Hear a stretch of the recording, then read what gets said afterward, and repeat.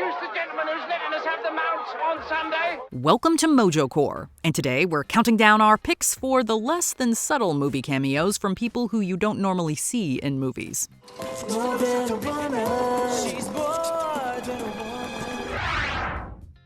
Number 10, Jimmy Buffett, Jurassic World. Jurassic World is wall-to-wall with product placement, but let's be honest. If a Jurassic theme park were real, it would probably have more corporate sponsors than dinosaurs. Among the many brand names in the film is Jimmy Buffett's Margaritaville. Due to a containment anomaly, all guests must take shelter immediately. When the pterosaurs break free from their aviary, the Margaritaville patrons are forced to flee for their lives. In the midst of all this anarchy, one man grabs 2 large margarita glasses before taking off. This margarita enthusiast is Jimmy Buffett himself. Producer Frank Marshall has snuck Buffett into a few of his films over the years, including Hook. I fancied him showing his shoes from our booty. Well, I think you can get them at Armani. This is easily Buffett's most meta cameo, however. While we never learn the fate of Buffett's character, the Margaritaville was the climax's greatest casualty.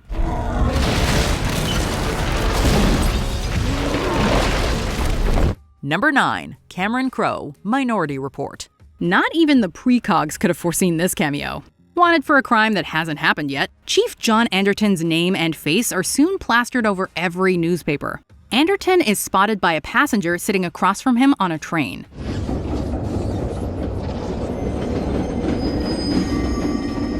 Even if you don't recognize the passenger, you might have seen some of his movies, which include Almost Famous, Jerry Maguire, and Say Anything. Cameron Crowe isn't the only famous face on this train, as Cameron Diaz can also be seen sitting behind him.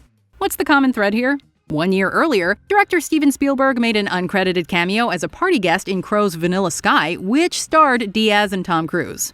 Could it be that this whole movie is just a simulated reality? Happy birthday, David. Happy birthday! Number 8, Richard Branson, Casino Royale. Daniel Craig made his first appearance as James Bond in the 2006 film Casino Royale. I knew it was too early to promote you. Well, I understand double O's have a very short life expectancy, so your mistake will be short-lived. But it seems he wasn't the only newcomer to the Bond franchise in this movie. There was also billionaire Richard Branson. Branson appears in a scene at the Miami airport where he is hastily frisked by security after triggering the sensors. With Mr.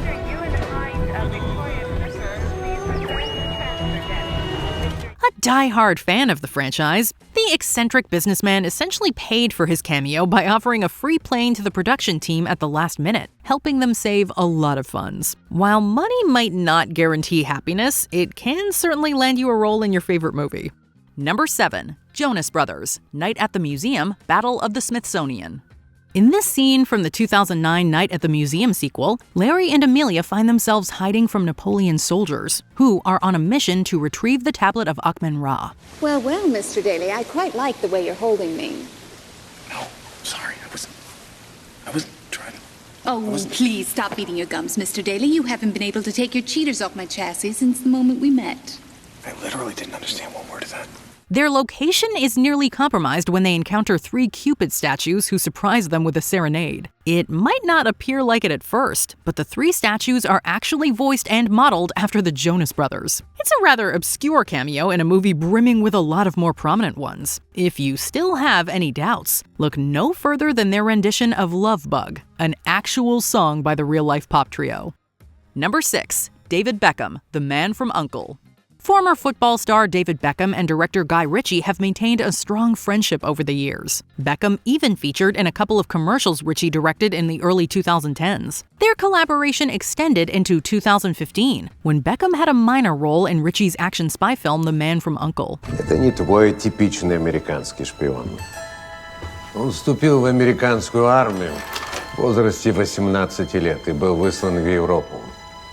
После поражения Гитлера он остался на территории оккупации. But it might be challenging spotting Beckham in the scene. Not only is the lighting quite dim, but Beckham also sports a pair of glasses and a slicked-back haircut that makes him a lot less conspicuous. We probably would have eventually seen Beckham in a more substantial role, but the film's underwhelming box office performance likely put a hold on any sequels. Скандальная история привлекла внимание ЦРУ. Они признали, что... Justitie, товарищ. Number 5. Trevor Noah, Black Panther. Black Panther featured an historic lineup of actors, including names like the late Chadwick Boseman, Michael B. Jordan, and Lupita Nyong'o. This is your last chance. Throw down your weapons, and we can handle this another way. But one name also appeared in the credits which may have slipped under many fans' radars, that of South African comedian Trevor Noah. Noah, who was the host of The Daily Show at the time, took a short break from the desk to lend his voice to Griot, a Siri-type Wakandan AI system. Remote piloting system activated. In the film, Griot helps Martin Freeman's character navigate a virtual plane during an intense battle scene. What makes this cameo particularly special is the fact that the Wakandan language spoken in the film is based on Xhosa, Noah's mother tongue. Number 4. George Harrison, Monty Python's Life of Brian. You may be surprised by the sheer number of times George Harrison has crossed paths with the Monty Python crew. Eric Idle directed a music video for Cracker Box Palace, and Harrison was a producer for the Lumberjack song. He's a lumberjack, he's all day, sings all night and he works all day. The former Beatle even helped get Monty Python's Life of Brian off the ground, forming Handmade Films to finance the picture. Let's go to Stoning. You can go to a Stoning anytime. Oh, come on, Brian! Since this comedy classic probably wouldn't exist without Harrison, the least the filmmakers could do was give him a cameo. As Brian makes his way through a crowd, Harrison can be seen greeting the so-called Messiah. Harrison's character is named Mr. Papadopoulos, the Mount's owner. Although he didn't get much screen time, it's safe to say that Harrison was this production's savior. Number 3. Stephen Colbert, The Hobbit, The Desolation of Smaug. Erdogan is not a name from The Lord of the Rings. I know it sounds like Erdogan could be Aragorn's dad, but obviously that's Arathorn. I don't have to explain that to you. If you haven't noticed, Stephen Colbert is a pretty big Lord of the Rings fan. There's an important legal distinction between Gollum and Smeagol. Smeagol is a perfectly normal hobbit until he was corrupted by the One Ring and became the creature known as Gollum. As a matter of fact, Peter Jackson has described him as the biggest Tolkien geek he's ever met. In The Hobbit, The Desolation of Smaug, Jackson finally gave the comedian a chance to visit Middle-earth. Since this franchise has so many characters, it isn't surprising that Colbert got lost in the shuffle. However, he can briefly be seen as a Lake Town spy.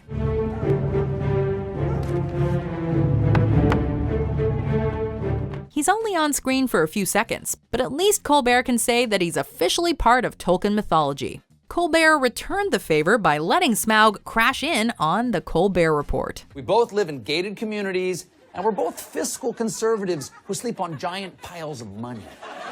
Quite right. Time to return to the gold standard. Rand Paul 2016. In addition to incorporating celebrity cameos into his films, Jackson made his own brief appearance in The Lord of the Rings, The Fellowship of the Ring. Number 2. Steven Spielberg, The Blues Brothers. The climax of this comedy classic throws in everything but the kitchen sink. With the police, firefighters, and even the military pursuing the Blues Brothers, it's easy to miss arguably the most iconic director alive. Can I help you? As the world outside his office erupts in chaos, a Cook County assessor played by Steven Spielberg obliviously eats his sandwich.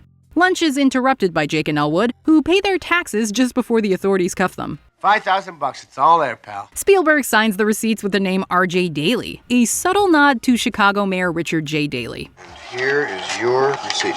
1 year before Blues Brothers, Spielberg notably directed John Belushi in the war comedy 1941. I'd like to eat sauerkraut for the rest of your life. Number 1. Wes Craven, Scream.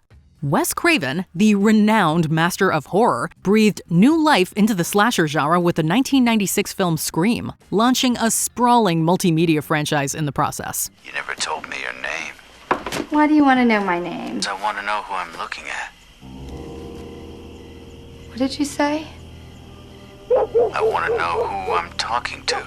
That's not what you said. Craven not only directed the first 4 films in the series, he also made cameo appearances in all of them. Particularly noteworthy was his turn as Fred the janitor in the first movie, where he cleverly disguises himself in a long wig and mustache. You call me? Huh? Not your friend. He also dons attire bearing a striking resemblance to that of his own iconic creation, Freddy Krueger, injecting an additional layer of meta-humor to the already brilliant satire. Is there a non-acting celeb you'd like to see show up in a movie? Let us know in the comments. What's your favorite scary movie? I don't know. You have to have a favorite. What comes to mind?